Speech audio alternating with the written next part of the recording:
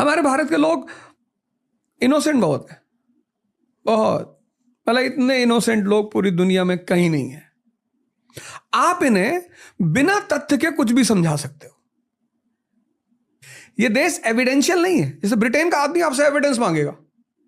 यह देश लॉजिकल है, बस आप लॉजिकली किसी चीज को प्रूव कर ले आओ, लोग मान लेंगे। तो ये देश बड़ा इनोसेंट है।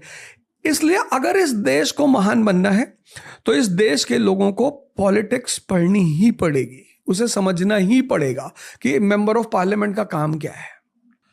उसका सिर्फ पैर नहीं छूना है।